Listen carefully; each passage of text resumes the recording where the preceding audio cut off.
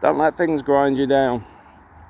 Most of the stuff we're facing today is often other people's problems. I mean, I remember back in the 90s where there was a lot of things with the fashionable words of downsizing come in, where you start to see admins and stuff disappear, and you start to see managers becoming, well, staying as the manager, but then maybe managing 3 departments and being the admin at the same time, which has obviously burnt out a lot of people over the years. But what's the output? Well, it's all to do with fear, wasn't it? Fear of losing your job because the people around you got filtered out. But we're sitting now in an environment where we're getting 0 value degrees going through. And like myself, because we've just gone through this government change, I'm getting approached by a lot of companies because there's not many of us left.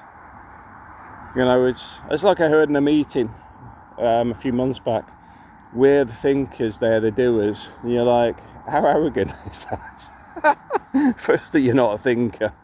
But at the same time, you're just sort of saying, well, we think about things and they do all the work. It's like, well, that would only work if there was actually the business was actually functioning, but in reality it's not functioning. People keep leaving and you don't accept the main problem is the actual way things are running.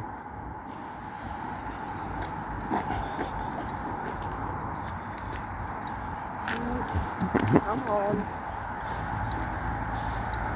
So, I mean, the thing with that type of environment, the reason that I'm bringing it up is I've gone through the frustrations of different firms over the last probably 5 years. There's been a few firms that have been absolutely mediocre. One of the things I've learned is to stop caring. But once you stop caring, it is so easy because they're either going to get rid of you and you get another job, or you can actually slip into actually just doing what you're paid for. And I know this goes against what some people will say, like, oh, you should go above and beyond. I did that years ago. And that's what got me ahead. I don't need to get ahead anymore.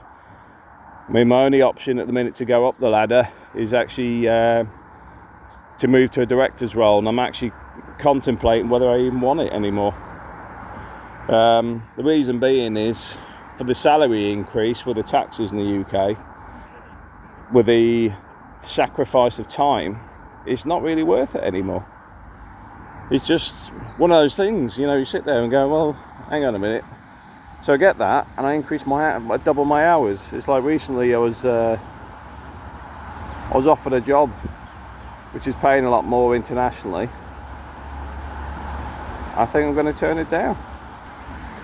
Not because of where I'm working is fantastic or anything else, but I've got a bit of adaptability at the minute. As you can see, first thing in the morning, out in the park.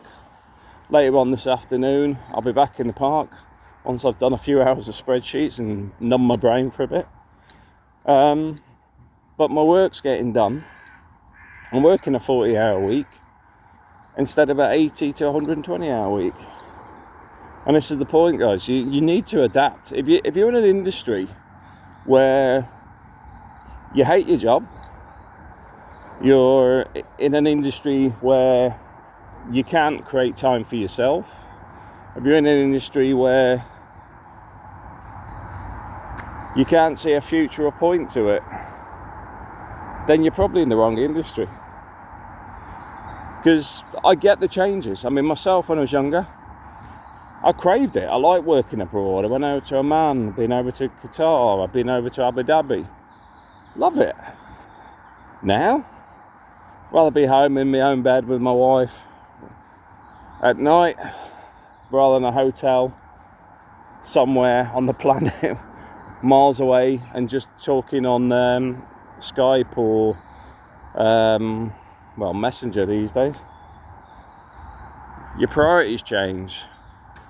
And the good thing for me is I've got through that horrible bit of the mortgage where I've got to admit I've hammered myself for 5 years now, and I'm starting to take my foot off the pedal a little bit and move direction slightly because I've well, to be perfectly blunt, I paid in the last 5 years about £200,000 off on everything, which I don't think is a bad achievement. Still got a little bit left, but you've got to prioritise life. You only got one, you're living it.